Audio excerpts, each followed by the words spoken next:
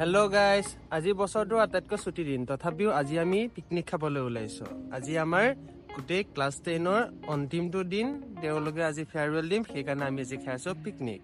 পিকনিকৰ কাৰণে যা যোগাৰবোৰ কালিৰ পৰাই কৰি থোৱা হৈছে। মই বোলো গছৰ পৰা নেমু দুটা মই ছিঙি থওঁ। যোৱা ৰাতি প্ৰায় টোপনিয়ে নাই, কাৰণ সিহঁতৰ বিদায় পিকনিক খাম সেইবোৰে মাথাত থিংকিং আহি আছে। পাচলি বাৰী ৰ'দত ৰখি ৰখি ময়ো ভুজিয়া পেকেট খাই লৈ সিহঁতলৈ ৰখিবলৈ আৰম্ভ কৰিলো। এইখন হৈছে আমাৰ পাচলি বাৰী। আপোনালোকে আগৰ ভিডিঅ'বোৰত এই পাচলি বাৰীখন দেখিছে। পিকনিকৰ কাৰণে প্ৰতি ঘৰৰ পৰা চাউল তোলা হৈছে। একচুৱেলি এনেকে তুলিও খায়ো পিকনিক বহুত ভাল লাগে। তাৰপিছত ষ্টুডেণ্টখিনি আহিলে, ময়ো খন্তিখন লৈ আগবাঢ়ি গলো। মোৰ সৈন্যক দেখি ভয় নাখাব, আমি যুদ্ধ কৰিব জনা আমি চৌকা খান্দিবলৈ খন্তিখন লৈ গৈছো।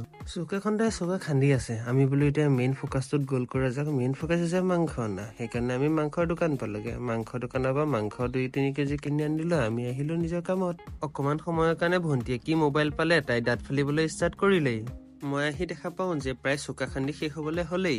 যিহেতু সিহঁতে আহি পালে, ময়ো সিহঁতক খৰি আনিবলৈ লগাই দিলো। প্ৰায় সকলোবোৰ কাম আৰম্ভ হৈছেই। ঠাণ্ডা দিনৰ ৰ'দ হলেও ৰ'দটো বৰ টেকটেককে ধৰিছে, সেইকাৰণে এই দুজনী গৈ পাই আছে বাহনিৰ তলত। মই বোলো বাহনিৰ তলত ৰখি থাকিব নালাগে, তম্বু অলৰেডি তৰা হৈছে আৰু আমাৰ এইফালে বহি গৈছে বৰ্তমান ডিম বইল। পিছে এইটো আমাৰ বইজ পাৰ্টি। পিছে তিৰপালখনৰ লগত যুদ্ধ কৰিবৰ কাৰণে মই আন এটা লষ্ট লৈ আনিলো। আৰু এইটো হৈছে আমাৰ ছোৱালীৰ গ্ৰুপ। ছোৱালীখিনি আগত কেমেৰা আনিলে মুখখন ঢাকি দিয়ে। মই বোলো ইহঁতখন দেখিবলৈ ইমানেই বেয়া নে মুখখন দেখুৱাবলৈ লাজ কৰিছে। এনেতে আমাৰ ডিম বইল হৈ গৈছে বৰ্তমান।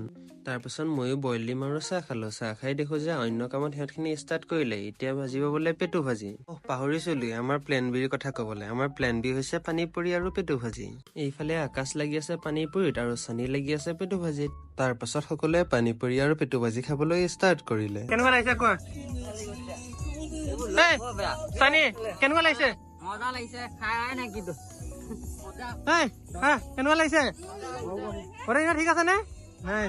আজিৰ আকাশখন দেখিবলৈ যথেষ্ট ধুনীয়া লাগিছে। তাৰ পাছত সকলোৱে পেটু ভাজি খুৱাই ষ্টাৰ্ট কৰিলে। লগতে ময়ো অকমান টেষ্ট কৰি দিলো।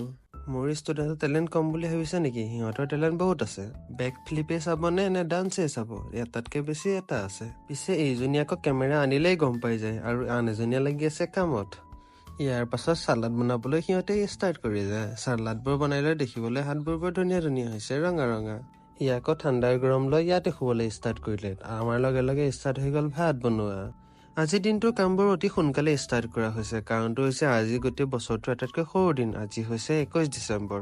ভাতখিনি নমাই হোৱাৰ পাছত সিহঁতে বহুত দিনৰ পৰা কৈছিলে যে মই মাংস বনাই দিব লাগে। সেই বুলি ভাবিলে ময়ো মাংস বনাবলৈ ষ্টাৰ্ট কৰিলো। পিছে মোৰ সহায়ত আছে আকাশ আৰু চানী। মাংস বোলো মই আজি গ্ৰেভি বনাম, সেইকাৰণে বহুত ধুনীয়াকে মছলাৰ পেষ্টখিনিৰ লগত ধুনীয়াকে মছলাটো মিক্স কৰি অলপ গৰম কৰি ললো। তাৰ পাছত আহি গ'ল আমাৰ মেইন আইটেম, অৰ্থাৎ মাংস। পিছে মই মাংস বনাবলৈ ষ্টাৰ্ট কৰি মাংস বনাই লৈ ধুনীয়াকে সম্পন্ন কৰিলো। মোৰ আজি দায়িত্ব খতম মাংস বনোৱাৰ। ইয়াৰ পাছত দায়িত্ব সিহঁতৰ। সেই সময়তে আমি ষ্টাৰ্ট কৰিলো ক্ৰিকেট খেলা। মই বোলো বহুত দিন বল এটা মাৰা নাই, মই বল এটা মাৰি দিলো। পিছে বলটো গুলিৰ দৰে পিছফালে গুচি গ'লগে। পিছে এই কুকুৰবোৰনো ক'ৰ পৰা আহে? সিহঁতে ক'ত খানা বুলি ক'লে নাকটো ইমান দীঘল নে আহিলে চিধা পায়ে যায়। তাৰ পাছত প্ৰফেচনেল ক্ৰিকেট খেলুৱৈৰ দৰে মই বেটখন লৈ আগবাঢ়ি গলো। মই বোলো 2-এটা শ্বট মাৰো। পিছে এইজনী অকল কেচ খেলিয়ে থাকিলে, মই এটা বল মাৰিবও নাপালো। পিছে এটা বল দিলে, যিটো একদম বাউণ্ডাৰী পাৰ কৰি দিলো মই। পিছে মই আকৌ দালিৰ কথা পাহৰিছিলো। সিহঁতে আকৌ দালিৰ কথা মনত পেলাই দালি বনাবলৈ ষ্টাৰ্ট কৰিলে। প্ৰথমে দালিখিনি ভাজি লৈছে, তাৰপিছত দিছে কেঁচা পিঁয়াজ। মই বোলো আজি দালি খাবা আৰু লাগিয়ে ধৰিলে। তাৰপিছত মই গলো পানী অলপ দি দিয়া। দালি হৈছে আজি।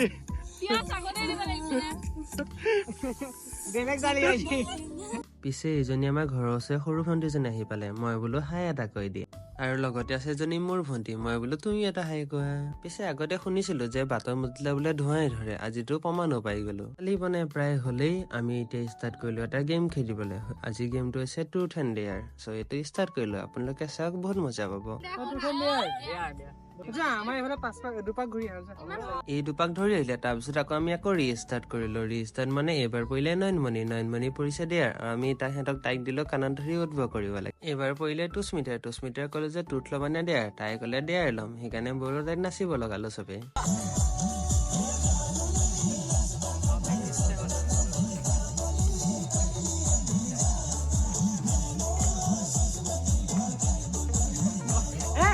ট্ৰুথ এণ্ড ডেয়াৰ কৰি লৈ মেলি বহুতো কিছুমান ৰাজু জনা হ'ল আৰু প্ৰায় এতিয়া শেষ কৰিবলৈ হ'ল আমাৰ আজি চেচনটো। ট্ৰুথ এণ্ড ডেয়াৰে শেষ হৈছে, আপোনালোকৰ কাৰণে ভিডিঅ' শেষ হোৱা নাই, ভিডিঅ' আৰু বাকী আছে। তাৰ পাছত আমি সকলোৱে মিলি জুলি খানাভাগ ধুনীয়াকে গ্ৰহণ কৰিলো। খানা মাত্ৰ এটাই প্ৰব্লেম হ'ল, জ্বলা অকণ বেছি হ'ল। তাৰ বাবে সকলোবোৰ পাৰফেক্ট আছিলে, তাৰ বাবে ছোৱালীখিনিয়ে কান্দি কান্দি খাবলগীয়া হ'ল। পিছে ল'ৰাখিনিয়ে হাঁহি হাঁহি খাইছে দেখিলে তাকে। পিছে মোৰো ভোক লাগি গ'ল, ময়ো বোলো খানা খাবলৈ ষ্টাৰ্ট কৰিলো। ভণ্টি আকৌ চালাডখিনি মোকে দি দিছে। ভাল বস্তু যে তাই কমাই খায়, মানে মোক শক্তিশালী কৰিব বিচাৰে নিজে। পিছে খানা খাই হৈ গ'ল। খানা খোৱাৰ পাছত ডান্স মেইন, চ' নাচিবলৈ সকলোৱে ষ্টাৰ্ট কৰিলে। সেই সময়তে মোৰ ভাইটি এটাই মোৰ বাবে গান এটা বনাই দিলে। গানটো আপোনালোকে শুনি চাওকচোন।